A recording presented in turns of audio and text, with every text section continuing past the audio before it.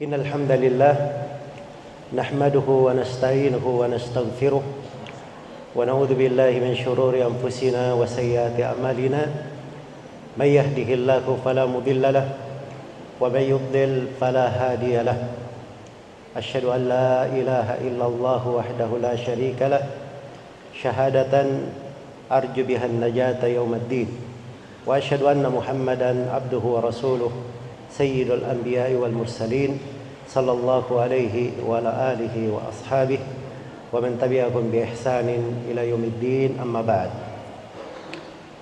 Yang saya hormati pemerintah Kota Kendari, yang saya hormati para pimpinan dan para ulama, tokoh agama. Katanya di sebagian keadaan bintang-bintang di langit itu susah juga kalau dihitung semua dan disebut namanya. Tapi selalu memiliki jasa yang dimaklumi dan selalu dihormati. Karena itu mohon maaf juga pada momen yang ringkas, pada kondisi yang dituntut untuk meringkas pembicaraan, saya berterima kasih kepada semuanya dan alhamdulillah juga saya bersyukur kepada Allah Subhanahu wa taala bisa bersama bapak-bapak dan ibu-ibu sekalian, seluruh hadirin dan hadirat di majelis yang mulia ini. Semoga Allah Subhanahu wa taala memberkahi kita semua di dalam segala makna, di dalam kehidupan ini, memudahkan kita dalam segala urusan. Dan semoga Allah Subhanahu wa taala menjadikan kita semua sebagai orang-orang yang membawa hidayah, petunjuk dan selalu menebarkan manfaat di tengah manusia. Innahu waliyyu dzalika wal qadiru alaih. Dzikir itu salah satu sumber kekuatan. Salah satu dari sumber kekuatan. Dan ini kekuatan kadang dilalaikan oleh banyak dari umat Islam. Kita sering menemukan dalam aktivitas kerja kita sebagai orang-orang yang terikat dengan sebuah jabatan, tugas, amanah, ada hal-hal yang terkait dengan kesehatan misalnya, atau merasa perlu istirahat dan seterusnya. Kita selalu melihat sumber kekuatan itu pada hal-hal yang bersifat dunia. Walaupun itu adalah sebab benar. Misalnya mengkonsumsi makanan yang baik, vitamin dan seterusnya, itu kan sumber-sumber kekuatan. Tapi ada hal yang kita dimudahkan untuk hal itu. Tapi banyak dari kita kurang memperhatikannya. Ada baiknya saya sebutkan sebuah kisah di masa Rasulullah sallallahu alaihi wasallam. Dan ini kisahnya diterangkan di dalam hadis di riwayat Bukhari dan Muslim. Bahwa suatu hari putri Rasulullah sallallahu alaihi wasallam, Fatimah radhiyallahu anha, mendatangi rumah Rasulullah sallallahu alaihi wasallam. Beliau tidak menemukan Rasulullah di rumah. Maka hajatnya pun disampaikan kepada ibunda kita Aisyah radhiyallahu anha. Fatimah datang, tangannya melepuh saking banyaknya beliau kerja di dapur. Maka beliau titip pesan kepada ayahnya, kalau ada kelapangan, Fatimah dibantu dengan seorang pembantu. Maka pulanglah Fatimah radhiyallahu anha. Rasulullah sallallahu alaihi wasallam singkat cerita kembali ke rumah. Dikabarkan kepada beliau berita datangnya putri beliau. Maka di malam harinya beliau mendatangi putrinya. Dan Fatimah radhiyallahu anha sudah di pembaringannya bersama suaminya. Maka Rasulullah sallallahu alaihi wasallam menjumpai mereka. Kemudian Nabi berkata kepada mereka berdua, "Inginkah kalian saya ajari sesuatu yang lebih baik daripada permintaan kalian minta seorang pembantu?" Itu lebih baik. Akan lebih membantu kalian, kalian tidak akan mengeluh dan tidak perlu membantu juga. Maka Nabi SAW hanya mengajari membaca subhanallah 33 kali, alhamdulillah 33 kali, dan membaca Allahu Akbar 34 kali. Totalnya berapa tadi? Totalnya 100. Dan ini dibaca sebelum tidur. Dibaca sebelum tidur. Maka semenjak Fatimah radhiyallahu anha mengamalkan zikir tersebut, beliau tidak pernah lagi mengeluh selama beliau hidup terhadap pekerjaan-pekerjaannya. Ali bin Abi Thalib yang ikut mendengar wasiat itu ditanya, "Wahai Ali, apakah engkau pernah meninggalkan zikir ini?" Kata beliau, "Tidak pernah. Semenjak saya dengar dari Nabi SAW mengucapkannya, saya tidak pernah meninggalkannya." Baik, ketika di perang Siffin, saat genting ini peperangan, kamu meninggalkan zikir ini? Kata Ali bin Abi Thalib, "Tidak, saya tetap membacanya." Ini diantara sumber kekuatan. Kekuatan itu jangan dilihat pada hal-hal yang bersifat fisik saja. Ada makna-makna dari kekuatan yang agung, perlu kita siapkan. Apalagi kita ini sebagai seorang yang diberi amanah oleh Allah Subhanahu wa taala, apalagi diberi kedudukan-kedudukan yang harusnya banyak memberi manfaat kepada manusia. Sebab kedudukan-kedudukan itu memang diletakkan pada orang yang memenuhi ketentuan guna tercipta kemanfaatan bagi semua pihak. Dan itulah yang diinginkan di dalam kehidupan bermasyarakat dan bernegara. Makanya keutamaan seorang yang diberi amanah, kepemimpinan, kedudukan, itu banyak sekali keutamaannya kalau dia berlaku adil. Kalau dia berlaku adil. Karena itu di dalam hadits yang diriwayatkan oleh Imam Al-Bukhari dan Imam Muslim dari Abu Hurairah radhiyallahu taala anhu, Rasulullah sallallahu alaihi wasallam bersabda, "Sab'atun yudhilluhumullahu tahta dhilli yauma la dhilla illa dhilluh." Ada 7 golongan yang dituduhi oleh Allah Subhanahu wa taala di bawah teduhan arsy-Nya, teduhan singgasananya. Ini luar biasa ya dari keutamaan 7 golongan ini. Kita semua tahu ya, setelah kematian kita kemana? Setelah kematian kemana? Hari kebangkitan, dikumpulkan di padang mahsyar. Di padang mahsyar itu matahari didekatkan di atas kepala. Sebagiannya di hadits itu dikatakan didekatkan sekadar mil. Mil itu ada yang menafsirkan dia seperti jarum, mungkin sekitar sejengkal. Ya, kadang orang-orang sederhanakan matahari didekatkan sejengkal di atas kepala. Itu satu pendapat di bahasa Arab. Ada yang mengatakan mil itu jarak mil yang kita kenal, mil darat atau mil laut. Apapun dari dua penafsiran ini, matahari dekat sekali di atas kepala, subhanallah. Manusia itu berkeringat di padang mahsyar, sampai ada yang saking banyaknya keringatnya sampai keringatnya hingga ke mata kakinya. Ada yang keringatnya sampai ke lututnya. Ada yang keringatnya sampai ke pinggangnya. Ada yang keringatnya sampai ke dadanya. Ada yang sampai ke lehernya. Ada yang ditenggelamkan oleh keringatnya. Iya.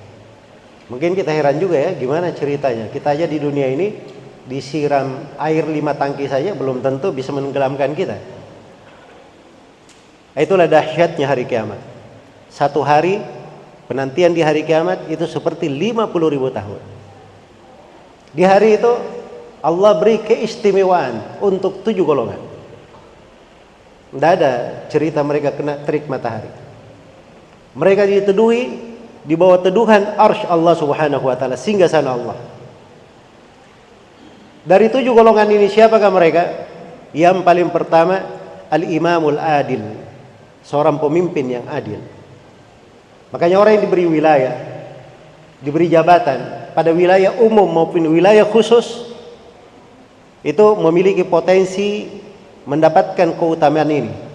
Tapi dengan syarat dia berlaku adil, menunaikan tugas dan amanah sebagaimana mestinya. Tapi ingat, kalau keluar dari hal tersebut tidak tanggung-tanggung juga. Nabi SAW bersabda di dalam hadits Ma'qil bin Yasar di riwayat Bukhari dan Muslim, "Ma min abidin istar'ahu Allahu ra'iyah thumma lam yahud bi nushiha illa lam yajid raihatal jannah wa inna raihataha latudraku min masirati kada wa kada." Kata Nabi SAW, tidak ada seorang hamba pun ya Allah berikan untuknya sebuah tanggung jawab, kemudian dia tidak sempurna, tidak lengkap menunaikan tanggung jawabnya, kecuali dia tidak akan mencium baunya sorga. Padahal baunya sorga itu bisa dicium dari jarak sekian dan sekian. Maksudnya dari sekian puluh tahun sudah dicium baunya sorga. Ini nggak bisa dicium baunya sorga karena dia tidak menunaikan dari amanah itu. Karena itu dari ciri seorang yang mengemban pekerjaan itu disebutkan di dalam Al-Quran nas. Dan ini kaidah bermanfaat. Karena ini kaidah ini disebut di buku-buku tentang politik syar'i. Disebut di buku-buku tentang politik syar'i. Kita di literatur agama Islam kita itu ada satu perpustakaan. Mungkin seluar mimbar ini semuanya buku-buku tentang politik syar'i dari berbagai masa. Diatur bagaimana tata negara. Sampai saya pernah baca satu buku tebal begini, itu khusus tentang membahas masalah utusan-utusan kenegaraan saya. Ada aturan-aturannya lengkap di dalam agama kita ini. Disebutkan bahwa kaidah di dalam memilih seorang pegawai, seorang yang bekerja, orang yang menduduki kedudukan yang merupakan posisi strategis dalam membangun kemaslahatan manusia, disyaratkan padanya dua syarat. Dan ini dua syarat asasi. Ya, kalau ada tes PNS atau tes ASN, ini dua syaratnya. Dan dua syaratnya itu nas dalam Al-Quran. Allah Subhanahu wa taala berfirman, "Inna khaira man ista'jartal qawiyul amin." Sesungguhnya sebaik-baik orang yang engkau pekerjakan adalah orang yang kuat lagi amanah. Dua syarat. Punya kekuatan, dan yang kedua punya amanah. Punya amanah. Kekuatan itu kalau kita bahasakan sekarang, itu mungkin dibahasakan keahlian, profesionalitas. Dia jago di bidangnya, dia mengerti pekerjaan itu. Itu kekuatan namanya. Amanah, kita semua memaklumi apa itu amanah. Dia terpercaya. Kalau diberi sesuatu tidak ada yang dia telantarkan.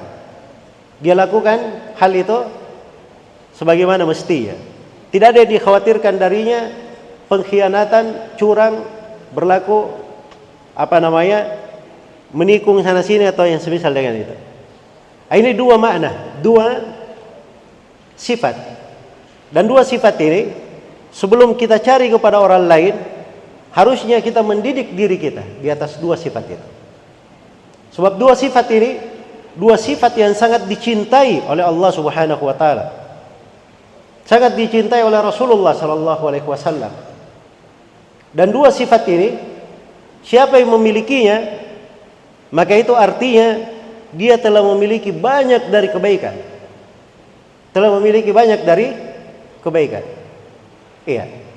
Dulu waktu Nabi Sulaiman alaihi salam dikabarkan tentang istananya Ratu Saba. Ya, populer kalau orang Indonesia bilang ratu siapa? Ratu Balkis. Ya, tapi di Al-Quran tidak disebut namanya ya.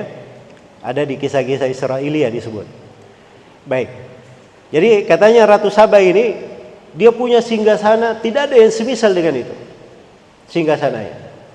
Maka Nabi Sulaiman alaihi salam mengirim surat kepada Ratu Sabain supaya dia masuk Islam. Kalau tidak, saya akan datangkan pasukan yang kalian tidak akan pernah melihat pasukan sedahsyat itu. Bagaimana tidak, Nabi Sulaiman dikenal dengan pasukannya, tidak ada yang bisa menandinginya. Pasukan dari kalangan manusia, dari kalangan jin, dari kalangan hewan, dari kalangan burung-burung, ada semua pasukannya Nabi Sulaiman. Dan itu tidak pernah diberi kekuasaan kepada siapapun dari manusia, dari raja dan pemimpin, seperti kekuasaan yang diberikan kepada Nabi Sulaiman alaihissalam. Iya, dia bisa membangun hal-hal yang tidak bisa dibangun oleh manusia yang lainnya. Nah, maka Ratu Saba ini akhirnya datang kepada Nabi Sulaiman. Maka Nabi Sulaiman alaihissalam, sebelum datangnya Ratu Saba ini, beliau berkata kepada para pembantunya. Nah, lihat ini para pembantunya Nabi Sulaiman, supaya kita tahu bagaimana Nabi Sulaiman memilih pegawai-pegawai. Nabi Sulaiman berkata, saya ingin singgasana Ratu Saba itu pindah ke sini. Siapa yang bisa mendatangkannya? Berkatalah Ifrit. Qala Ifritun minal jinni ana atika bihi qabla an taquma min maqami wa inni alaihi laqawiyyun amin. Mulailah Ifrit dari kalangan jin. Dia berkata, saya akan datangkan singgasana itu. Wahai Raja Sulaiman, sebelum kamu berdiri dari tempat berdirimu, singgasana itu sudah ada di dekatmu. Iya, ini bisa dibayangkan ya canggihnya ya. Canggih-canggih teknologi masa sekarang belum pernah dengar kan yang seperti ini. Ini sekedar duduk, berdiri, singgasana sudah pindah. Iya. Terus Ifrit menawarkan dirinya sambil berkata, wa inni alaihi laqawiyyun amin. Sungguhnya saya untuk mendatangkan, melakukan pekerjaan ini seorang yang kuat lagi terpercaya. Jadi dia harus sebut dua sifat dulu, dua syarat. Saya punya kekuatan, nggak usah khawatir, pasti ada itu singgasana itu. Terus saya terpercaya, nggak usah khawatir saya bawa singgasana saya bawa lari kemana, nggak usah khawatir, akan ada nanti di sampingmu. Nah, itu maknanya bahwa saya adalah seorang yang kuat lagi apa? Lagi terpercaya. Sebab itu syarat kalau mau kerja. Ingin dapat prestasi, ingin tinggi, itu dua syaratnya. Saya adalah seorang yang kuat lagi amanah. Tapi ternyata di situ ada seorang jin yang punya ilmu tentang kitab. Dia dari ahlul kitab. Iya, dari ahlul kitab. Maka dia berkata kepada Nabi Sulaiman, ana atika bihi qabla an yartadda ilaika tarfuk.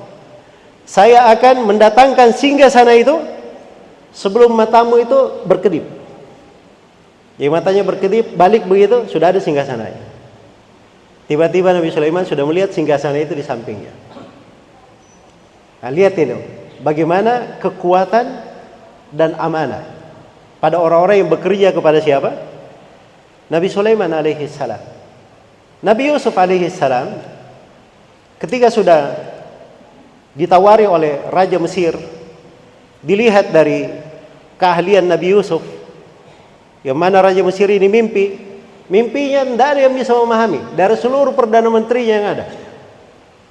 Nabi Yusuf bisa langsung menafsirkannya dengan sangat cepat. Berarti ini orang bukan sembarangan, Nabi Yusuf ini. Maka didatangkan Nabi Yusuf, langsung mau diberi jabatan. Nah, ini lain lagi masalahnya ya. Kalau Nabi Yusuf, dia bukan orang cari jabatan, tapi dia orang yang kena musibah, harus menjabat. Iya, nggak bisa lepas dia. Maka Nabi Yusuf berkata kepada Raja Mesir, ij'alni ala khazainil ard, inni hafidhun alim. Buatlah saya berkuasa terhadap perbendaharaan bumi. Nah, maksudnya dari aset-aset negara biar saya yang menanganinya. Gudang-gudangnya saya yang bertanggung jawab. Karena saya ini seorang yang pandai menjaga, lagi punya ilmu. Jadi dua hal ini sama sebenarnya dengan makna al-qawiyul amin. Dia punya kekuatan dan punya amanah. Tapi bahasanya pandai dia menjaga. Itu kan amanah kalau dia pandai menjaga. Pandai dia menata, memanage, itu kan profesionalitas. Terus punya ilmu, itu kesempurnaan di dalam dua hal, di dalam amanah, di dalam kekuatan. Maka menjabatlah beliau sebagai Perdana Menteri di Mesir. Iya, alaihi salam. Karena itulah dua sifat ini harusnya kita perhatikan. Jadi yang pertama adalah al-quwah, kekuatan, profesionalitas, keahlian dalam bekerja. Dan yang kedua adalah amanah. Dan ini luar biasa. Seorang pegawai, seorang yang terikat kerja, seorang pemimpin yang telah diberi tanggung jawab dan amanah. Apabila, ini maaf ya, saya bahasanya mungkin sebagiannya agak tegas ya, sebab saya khawatir juga nanti saya keluar dari majelis ini, saya tidak bicara sebenarnya, tidak bicara padanya, nanti saya ditanya di hari kiamat, kenapa kamu ada kesempatan ketemu sama berada di majelis seperti ini, kamu tidak bicara sebenarnya. Saya takut juga ya. Jadi kita saling memaklumi aja Pak, saling membantu aja. Baik. Jadi kekuatan itu, profesionalitas, amanah, itu sifat harus dimiliki. Kapan seorang pegawai, seorang pemimpin, seorang yang terikat kerja, dia melaksanakannya, itu adalah sebab Allah akan mencintainya. Itu pintu ibadah. Jadi jangan kita anggap itu beban. Kalau kita anggap beban itu bahaya. Tidak nikmat hidup itu. Tapi kita anggap ini sebuah kehormatan. Kita anggap ini lahan ibadah. Selalu kita ingat bahwa itu adalah pintu-pintu ketaatan. Kita ini memegang pintu-pintu ketaatan. Banyak sekali dari kebaikan. Coba bayangkan bapak-bapak misalnya kasih kebijaksanaan. Dari kebijaksanaan ini banyak kejelekan yang hilang. Dari kebijaksanaan ini banyak orang yang tadinya dia sakit menjadi sehat. Dari kebijaksanaan ini banyak tadinya orang yang tidak punya lapangan kerja jadi punya kerjaan, punya penghasilan. Dia bisa menghidupi, menafkahi keluarganya. Bukankah di dalam Al-Quran dikatakan waman ahyaha faka'annama ahyan nasa jami'an. Siapa yang menghidupkan satu jiwa, ini kita jadi sebab ya, satu jiwa hidup. Satu jiwa hidup. Maka dikatakan dalam Al-Quran siapa yang menghidupkan, siapa yang menghidupkan satu jiwa, maka seakan-akan dia menghidupkan seluruh manusia. Iya. Itu kesempatan, pintu ibadah tidak diberikan kepada orang sembarangan. Itu yang paling bisa melakukannya orang-orang yang punya wilayah, punya jabatan, punya kedudukan. Ada tugas yang dia bisa memberikan manfaat, pelayanan kepada orang. Dan tidak semua Allah anugerahkan kepada manusia kesempatan yang seperti itu. Iya. Jadi kalau dia hidupkan satu jiwa, seakan-akan dia hidupkan seluruh manusia. Iya. Karena itu kata Imam Syafi'i, orang yang paling banyak pahalanya itu orang yang berilmu. Satu. Kenapa? Karena kadang dia kasih satu hadits kepada orang. Satu hadits ini bisa menghidupkan hati-hati mereka selama mereka hidup. Makanya itu lebih dahsyat dalam menghidupkan orang, menjaga kehidupannya. Betapa banyak orang yang tadinya ada masalah rumah tangganya, cuma diberi nasihat oleh orang yang berilmu, menjadi rukun dalam rumah tangga. Hidup mereka dengan kehidupan yang baik. Karena itu pahalanya itu orang yang berilmu paling banyak dihitung oleh Imam Syafi'i. Yang kedua, yang banyak pahalanya itu dokter. Ini pasien ini mungkin mati kalau tidak diobati. Tapi karena dokter ini dia punya keahlian, dia obati, bisa hidup lagi, bisa sembuh. Itu kan artinya dia menghidupkan manusia. Menghidupkan manusia. Nah, dari makna itulah dikatakan oleh para ulama, siapa yang memberikan pelayanan, memberikan manfaat, memberikan khidmat, yang membuat orang itu bisa hidup, maka seakan-akan dia menghidupkan seluruh manusia. Pahalanya seakan-akan dia menghidupkan seluruh manusia. Iya. Karena itu kadang subhanallah, itu ada seorang pebisnis besar di Saudi Arabia. Mungkin bapak-bapak pernah lihat itu Bank Ar-Rajihi, Masjid Ar-Rajihi. Kalau pernah pergi umroh ya, Nah, itu pebisnis ini, ya mungkin ini salah satu sebab usahanya luar biasa ya. Pernah disampaikan kepada dia proposal akan sebuah proyek. Proyek ini memakan biaya besar sekali. Terus setelah dihitung-hitung antara biaya operasional dan keuntungan, kok mirip-mirip begitu, keuntungannya nggak terlalu banyak. Maka pihak manajemennya sudah mau menolak karena keuntungannya nggak terlalu banyak. Maka kata pengusaha ini, tunggu dulu. Sekarang kalau proyek ini jalan, berapa orang yang kerja di situ? Katanya banyak Pak yang kerja di situ. Bisa sampai ratusan ribu orang.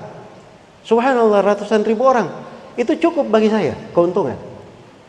Orang-orang bisa makan dari kerjaan saya. Cukup keuntungan bagi saya. Laksanakan. Ya, Masya Allah, sekarang proyek itu termasuk proyek yang paling berhasil bagi dia.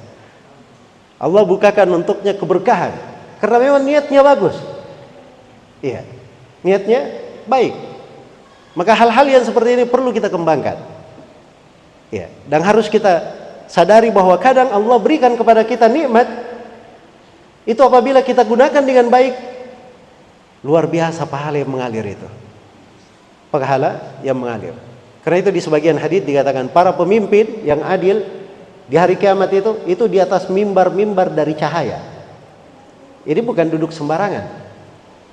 Bukan berdiri menanti, tapi dikasih mimbar dari cahaya oleh Allah Subhanahu wa taala pada hari kiamat. Iya. Dan itu dari kebaikannya. Karena itu kalau kita kembali kepada dua syarat itu tadi dan kita renungi, di dalamnya banyak sekali dari pintu-pintu ketaatan. Baik, saya ingin bicara lebih detail ya. Al-Qawiyul Amin. Dua sifat. Orang yang punya kekuatan dan punya amanah.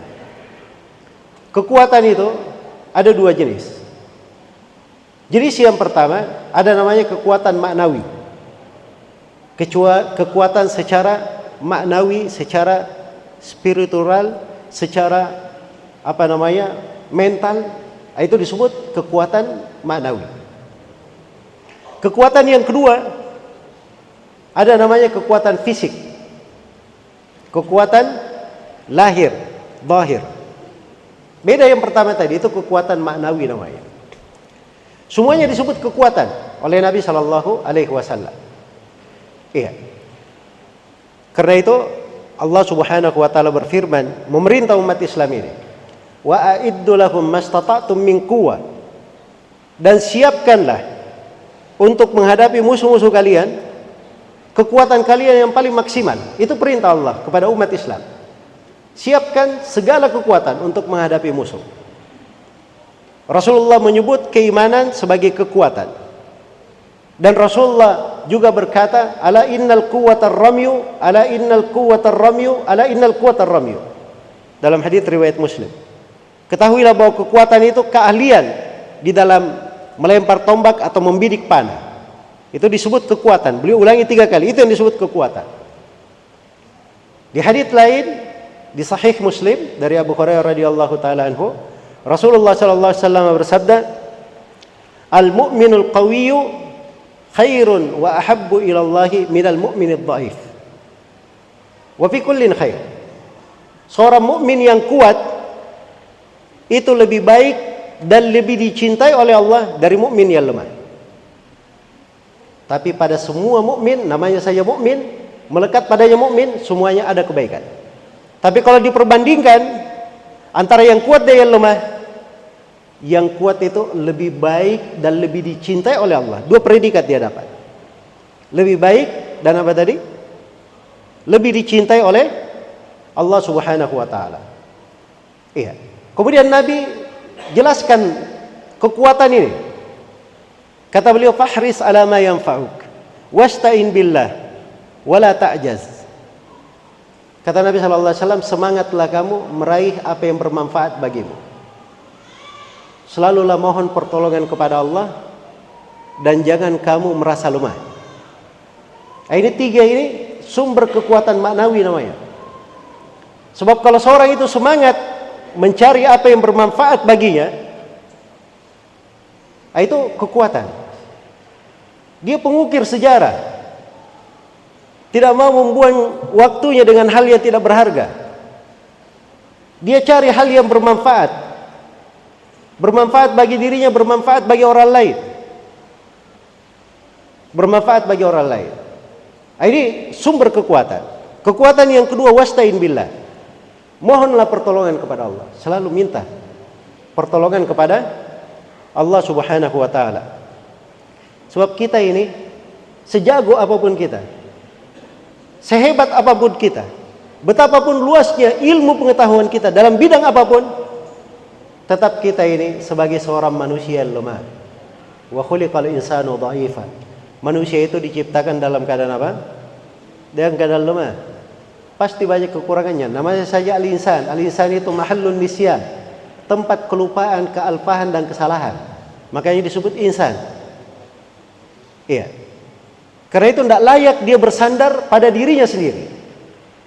Hendaknya dia selalu bergantung kepada Allah Subhanahu wa taala. Dia hebat di dalam perkara dunianya, hebat di dalam hitung-hitungannya, tetapi dia juga selalu hebat dalam beribadah kepada Allah, bersandar kepada Allah. Ini baru lengkap kekuatan. Iya. Kemudian yang ketiga, wala ta'jas, jangan kamu merasa lemah. Ini sifat seorang yang menyandang amanah, seorang pegawai, seorang yang diberi kedudukan. Ini sifat penting ini. Jangan merasa lemah. Kalau saya kasih bahasa lain mungkin lebih sederhana. Selalu berbaik sangka, selalu optimis. Iya. Kadang pekerjaan sudah ada di depannya. Wah, ini kalau kayak gini tidak jalan nih, hancur kita semua. Itu kan berburuk sangka namanya. Saya kemarin itu paling tidak suka hidup itu dengar orang di corona. Ini kalau begini terus negara ini bisa hancur negara ini. Memangnya kehancuran di tangan kamu? Orang dari semenjak dahulu sudah kena penyakit beraneka ragam. Dari juga yang bilang hancur. Masih hidup juga kalian sampai sekarang. Maksudnya itu kalimat-kalimat terlalu berputus asa. Orang kena ujian dan cobaan itu biasa. Jangan putus asa. Selalu melihat di depan itu banyak hal yang baik. Selalu kita berbaik sangka kepada Allah Subhanahu wa taala. Mungkin hal itu semua pelajaran dan ujian untuk kita semua. Mungkin kita banyak dosa-dosa. Kita barangkali akan bertobat dan beristighfar. Mungkin banyak lagi dari hikmah di belakangnya. Iya. Karena itu di dalam mengemban amanah ada sifat utama yang harus dipegang. Sifat utama ini namanya selalu berbaik sangka kepada Allah. Jangan merasa lemah. Ada hal yang mau dilakukan, mau dikerjakan, wah ini insya Allah Allah mudahkan. Tapi yang pertama dia cari dulu niat baik. Wah ini kayaknya bagus ini. Kalau saya bantu orang di sini, saya dapat pahala ini. Niat baik aja saya. Kita sudah niat baik, itu kita sudah dapat poin kebaikan, poin pahala. Apalagi kalau kita berbaik sangka saja, walaupun itu tidak terjadi, kita juga sudah dapat pahala. Sudah dapat pahala. Nah, tetapi umat ini ketika dia berbaik sangka akan selalu baik keadaannya. Makanya para sahabat itu, ya perhatikan ya, di kondisi-kondisi genting. Ini saya beri dua contoh kondisi genting yang pernah dilalui oleh generasi pertama di tengah umat ini. Kondisi genting yang pertama disebutkan di dalam Al-Quran, di kejadian perang Uhud. Itu Nabi SAW sudah kena kekalahan oleh para sahabat di perang Uhud. Tapi di akhir peperangan beliau berhasil memukul mundur kaum musyrikin. Kaum musyrikin mau balik lagi ke Madinah menghabisi umat Islam. Maka sampailah orang-orang berkata kepada Nabi Muhammad, "Innan nasa qad jama'u lakum fakhshawhum." Sungguhnya manusia itu, maksudnya orang-orang Quraisy ini dan orang-orang kafir, sudah bersatu padu ingin membinasakan kalian. Takutlah kalian. Tapi apa yang terjadi? Fazadahum imana wa qalu hasbunallahu wa ni'mal wakil. Mereka malah bertambah keimanan.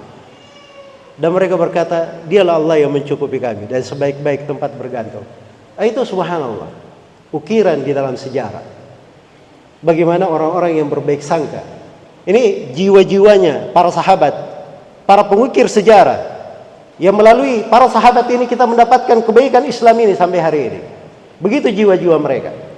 Sama ketika di perang Khandaq, di perang Ahzab, sudah dikepung oleh seluruh barisan orang-orang kafir dengan berbagai jenisnya.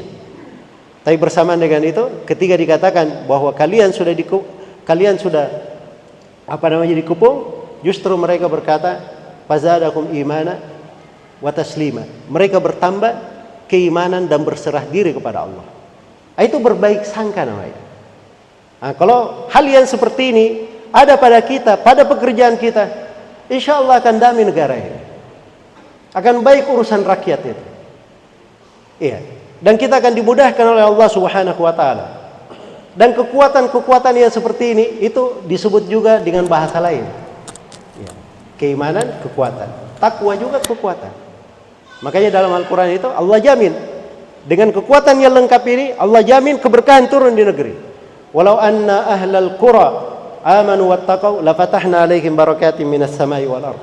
Andai kata penduduk negeri beriman dan bertakwa. Ini dua komponen dari komponen kekuatan. Andai kata penduduk negeri beriman dan bertakwa, kami akan turunkan kepada mereka berkah-berkah dari langit dan bumi. Dibukakan berkah dari langit dan bumi. Mau tanam tanaman apa saja akan berhasil insya Allah.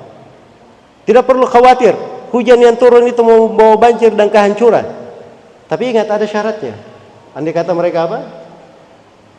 Beriman dan bertakwa kepada Allah Subhanahu wa ta'ala. Dan itu dari sumber kekuatan. Jadi kalau kita perbaiki hal tersebut akan baik di dalam kehidupan kita. Iya. Banyak berzikir, apalagi tadi saya beri contoh ya, zikir sebelum tidur, itu salah satu bentuk kekuatan. Iya. Ada zikir pagi dan sore.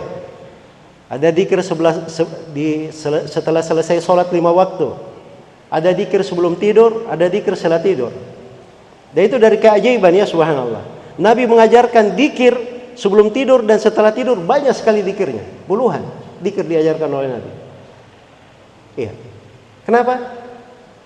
Itu sumber kekuatan. Sumber kekuatan. Dan itulah yang membuat seorang hamba bagus keimanannya, tenang kehidupannya. Tenang kehidupannya. Alladzina amanu wa tatma'innu qulubuhum bi dzikrillah, ala bi dzikrillah tatma'innul qulub. Orang-orang yang beriman dan hatinya itu tenang dengan zikir kepada Allah. Ingatlah bahwa dengan zikir kepada Allah hati akan menjadi tenang. Hati akan menjadi tenang. Tapi yang menjadi masalah bagi kita ini, zikir itu bukan dilantunkan dengan lisan saja. Zikir itu harus dipahami maknanya. Kita membacanya dengan lisan kita, maknanya itu adalah hal yang selalu berguncang di dalam dada. Menyambung antara lisan dan hatinya, sehingga dia betul-betul meresapi betul-betul meresapi dari mana zikir tersebut. Itulah zikir yang paling bermanfaatnya. Makanya orang yang berzikir kepada Allah Subhanahu wa taala dengan zikir yang banyak itu diberi keutamaan luar biasa. Ya ayyuhalladzina amanu dzkurullaha dzikran katsiran wasabbihuhu bukratan wa asila. Huwallazi yusalli 'alaikum wa malaikatuhu liyukhrijakum minadh dhulumati ilan nur wa kana bil mu'minina rahima. Tahiyyatuhum yawma yalqawnahu salam wa a'adda lahum ajran karima. Wahai orang-orang yang beriman, berzikirlah kalian kepada Allah dengan zikir yang banyak. Perintah pertama dipanggil dulu dengan keimanan. Perhatikan keimanan tadi ya, yang merupakan sumber kekuatan itu ya, dipanggil dengan nama keimanan. Zikirlah kepada Allah dengan zikir yang banyak, dan bertasbihlah mengingat Allah pagi dan petang. Pagi dan petang. Dialah Allah yang berselawat untuk kalian, dan para malaikatnya juga berselawat untuk kalian. Apa artinya Allah berselawat untuk hamba? Artinya hamba itu diberikan kebaikan dan rahmat oleh Allah. Apa artinya malaikat berselawat untuk hamba? Artinya malaikat berdoa kebaikan untuk manusia. Ya, ini umat Islam ini kalau dia banyak berzikir, maka Allah Subhanahu wa taala akan memberikan berbagai kebaikan untuknya. Malaikat akan mendoakannya. Dikeluarkan dari kegelapan menuju kepada cahaya. Dan Allah jamin Allah Maha merahmati orang-orang yang beriman. Terus disebutkan lagi di hari kiamat. Ini lebih dahsyat lagi di hari kiamat. Pahala orang yang banyak berzikir. Tahiyyatuhum yawma yalqawnahu salam. Penghormatan untuk mereka ketika mereka berdiri menghadap Allah, mereka akan melihat Allah dengan mata-mata kepala mereka. Iya. Diberikan keselamatan untuk mereka. Dan Allah siapkan untuk mereka pahala yang sangat besar. Baik, itu kekuatan. Saya kalau bercerita tentang Sebab-sebab kekuatan ini pembahasan yang panjang. Pembahasan yang panjang.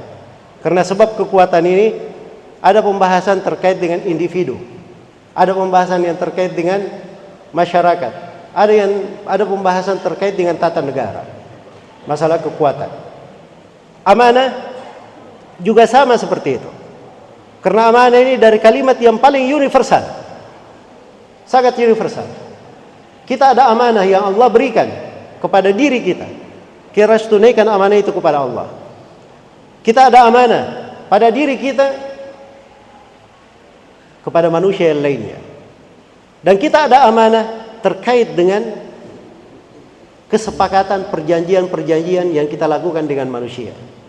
Dan itu semuanya kita wajib untuk menunaikannya. Innallaha ya'murukum an tu'addul amanati ila ahliha wa idza hakamtum bainan nasi an tahkumu bil adl. Sungguhnya Allah memerintah kalian untuk menunaikan amanah kepada pemiliknya. Dan kalau kalian berhukum, maka berhukumlah dengan keadilan. Harus ada amanah. Adil amanata ila man i'tamanak wa la takhun man khanak. Tunaikanlah amanah kepada siapa yang memberi amanah itu kepada engkau. Dan jangan kamu khianati siapa yang berkhianat kepadamu. Jadi kalau ada yang berkhianat, jangan kita balas, kita khianati dia. Itu tidak boleh. Itu namanya dia berdosa, kita balas dengan kita juga berbuat dosa. Itu tidak benar ya.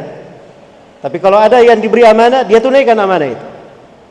Dia tunaikan dari amanah tersebut. Dan tidak menunaikan amanah, itu penyakit di dalam hati. Kata Nabi SAW, ayatul munafik salah. Tanda seorang munafik ada 3. Idza haddatsa kadzab, kalau dia bercerita, dia dusta. Wa idza wa'ada akhlaf, kalau dia berjanji, dia tidak menunaikan janjinya. Wa idza tumina khan, kalau diberi amanah, dia berkhianat. Makanya Allah ingatkan kepada orang-orang yang beriman, ya ayyuhalladzina amanu la takhunullaha wa takhunur rasul wa amanatikum wa antum ta'lamun. Wahai orang-orang yang beriman, jangan kalian berkhianat kepada Allah, dan jangan kalian berkhianat kepada Rasulnya, dan jangan kalian mengkhianati amanah-amanah yang diberikan kepada kalian, sedangkan kalian mengetahuinya. Wah, ini ayat termasuk ayat yang sangat dahsyat. Harusnya menggetarkan hati setiap muslim dan muslimah. Karena kita tidak tahu ini di dunia ini, kita ini termasuk orang yang menunaikan amanah atau tidak. Ada amanah kepada Allah, kita diberi kehidupan, diberi kesehatan, diberi nikmat agama, nggak tahu kita gunakan dengan baik atau tidak. Itu amanah-amanah ini ada pertanyaannya pada hari kiamat. Rasulullah SAW bersabda, la tazulu qadama abdin yaumal qiyamah hatta yus'ala an arba. Tidak akan bergerak 2 kaki seorang hamba pada hari kiamat sampai dia ditanya 4 perkara. Jadi itu di padang mahsyar kakinya belum bergerak, harus dia jawab dulu 4 pertanyaan. Yang pertama, an umrihi fi ma'afnah, tentang umurnya di mana dihabiskan. Ini masa amanah terkait dengan usia. Yang kedua, an syababihi fi ma'ablah, tentang usia mudanya, di mana dia usangkan. Ini pertanyaan akan amanah waktu muda. Kemudian yang ketiga, wa an malihi, pertanyaan tentang amanah harta. Min aina iktasabahu, dari mana dia dapatkan harta itu, wa fi ma anfaqahu, dan di mana dia belanjakan. Dan yang keempat, wa an ilmihi fi ma amila bih, tentang ilmunya, bagaimana dia beramal dengan ilmu tersebut. Ini akan ditanyakan amanah-amanah itu. Ada amanah terkait dengan Allah, ditanyakan. Ada amanah terkait dengan Rasulullah sallallahu alaihi wasallam, juga ditanyakan. Ada amanah terkait dengan amanah yang dibebankan ke kita. Kita ada dititipi oleh saudara kita sesuatu, bagaimana kita menunaikan amanah itu. Kita diberi pekerjaan, kita akad kerja, itu kan amanah namanya. Itu namanya amanah. Kenapa? Sebab seorang yang kerja, terikat kontrak kerja, misalnya dia masuk jam 8, keluar jam 2 siang, itu artinya dia sudah menjual waktunya dengan mengambil upah. Maka waktu itu milik orang yang dia ada akad amanah dengannya. Tidak boleh dia khianati amanah tersebut. Kalau dia ingin gunakan bukan pada pekerjaannya, maka dia harus minta izin kepada orang yang ada amanah dengan dia di dalam hal tersebut. Maka ini sebagian dari mana-mana yang terkait dengan kekuatan dan amanah. Dan dia adalah mana-mana kehidupan. Seperti yang saya terangkan tadi, itu adalah pintu-pintu ketaatan, lahan-lahan ibadah. Dan itu adalah ciri seorang warga negara yang baik. Itu ciri seorang warga negara yang baik. Warga negara yang salih. Orang yang tahu menempatkan dirinya, dia selalu melihat di negerinya banyak harapan, dia selalu melihat pada pekerjaannya, dia bisa berbuat baik, ada pintu ibadah baginya. Dia selalu melihat pada apa yang dia kerjakan, dia bisa berkhidmat kepada manusia, memberi manfaat kepada orang-orang. Dan ini semuanya pintu-pintu ibadah. Dan itu semuanya adalah pintu-pintu yang bisa menyebabkan seseorang itu diperebutkan oleh bidadari dalam surga. Karena itulah semoga Allah Subhanahu wa taala memudahkan kita semua di atas kebaikan, dan semoga Allah Subhanahu wa taala meridhai kita semua dalam segala ucapan dan perbuatan, dan semoga Allah Subhanahu wa taala memberkahi kita semua pada segala aktivitas umur dan kehidupan kita, dan semoga Allah mengampuni dosa-dosa kita, merahmati kita semua, memberikan afiat untuk kita, dan semoga Allah Subhanahu wa taala merahmati kedua orang tua kita dan membahagiakan kita semua dengan kebahagiaan mereka berdua di dunia dan di akhirat, dan menjadikan kita semua sebagai anak-anak yang selalu berbakti kepada kedua orang tuanya. Dan semoga Allah Subhanahu wa taala menganugerahkan kepada kita semua keturunan yang baik, orang-orang yang salih, yang bermanfaat bagi kedua orang tuanya, bermanfaat bagi umatnya, dan bermanfaat untuk negerinya. Dan semoga Allah Subhanahu wa taala menjadikan kita semua sebagai orang-orang yang menjadi kunci-kunci pembuka pintu kebaikan, penutup pintu-pintu kejelekan. Innahu waliyyu dzalika wal qadiru alaih. Dialah Allah Subhanahu wa taala yang Maha Pemurah, lagi Maha luas pemberiannya, Maha dermawan, yang mengabulkan doa-doa hambanya. Dan sebagaimana kita di majelis ini, Allah mudahkan kita di kesempatan ini. Saya berterima kasih kepada semua pihak yang menjadi sebab terselenggaranya acara ini. Semoga Allah Subhanahu wa taala memberikan balasan yang sebesar-besarnya, melipat gandakan pahala dan keberkahan. Dan semoga Allah Subhanahu wa taala yang mempertemukan kita di atas kebaikan di sore hari ini, semoga kita semua selalu dipertemukan di dunia ini di atas kebaikan pula, dan kita semua dikumpulkan kelak di kemudian hari di surga Allah Subhanahu wa taala yang penuh dengan kebaikan dan kenikmatan. Innahu waliyyu dzalika wal qadiru alaih. Dan saya tutup ceramah ringkas ini dengan sebuah doa yang Nabi SAW pada setiap kali beliau duduk di tengah para sahabatnya, beliau tidak lupa akan doa ini. Diriwayatkan oleh Ibnu Majah dari Ibnu Umar radhiyallahu taala anhu, Rasulullah sallallahu alaihi wasallam, Ibnu Umar berkata, "Qallama jalasa Rasulullah sallallahu alaihi wasallam majlisan illa da'a bihaula'il kalimat." Sangat jarang Nabi sallallahu alaihi wasallam duduk di sebuah majelis kecuali di akhirnya pasti beliau berdoa dengan kalimat-kalimat doa yang indah itu. Dan inilah kalimat doa yang saya akan bacakan, semoga bermanfaat dan menjadi kebaikan untuk kita semua. Allahumma inna nas'aluka min khasyatika ma tahulu bainana wa baina ma'asik. Ya Allah, sesungguhnya kami memohon kepadamu dari rasa takut terhadapmu apa yang menyebabkan kami dipisahkan antara dosa dan kemaksiatan dari diri kami. Allahumma inna nas'aluka min khasyatika ma tahulu bainana wa baina ma'asik wa min ta'atika ma tuballighuna bihi jannatak. Ya Allah, dan kami memohon kepadamu dari ketaatan yang bisa menyambung kami kepada surga-surgamu. Wa nas'aluka minal yakin ma Allahumma inna nas'aluka min khasyatika ma tahulu bainana wa baina ma'asik wa min ta'atika ma tuballighuna bihi jannatak wa minal yakini ma tuhawwinu bihi alaina masa'ibad dunya. Dan ya Allah, kami memohon kepadamu dari keyakinan yang bisa meringankan segala musibah dunia terhadap kami. Wa matti'na Allahumma bi asma'ina wa quwwatina wa absarina ma ahyaitana waj'alhu al-waritha minna waj'al tha'rana 'ala man zalamana wansurna 'ala man adana. Ya Allah, buatlah kami bersenang-senang, selalu menikmati pendengaran kami, penglihatan kami, kekuatan kami, dan jadikanlah siapa yang menimpakan kejelekan kami dibalas dengan hal yang selayaknya, dan tolonglah kami terhadap siapa yang menzalimi kami, dan jadikanlah kami sebagai orang yang selalu mewarisi kebaikan. Wala taj'al musibatana fi dinina. Ya Allah, jangan engkau jadikan musibah yang menimpa kami pada agama kami. Wala taj'al musibatana fi dinina wala tusallit 'alaina man la yarhamuna. Dan janganlah engkau jadikan yang memimpin kami orang yang tidak merahmati kami. Birahmatika ya arhamar rahimin. Subhanakallahumma wa bihamdik asyhadu an la ilaha illa anta astaghfiruka wa atubu ilaik. Wa akhiru da'wana alhamdulillahi rabbil alamin. Wa sallallahu wasallam ala nabiyyina Muhammad wa ala alihi wa sahbihi wa sallama tasliman katsira walhamdulillahi rabbil alamin. Wassalamu alaikum warahmatullahi wabarakatuh.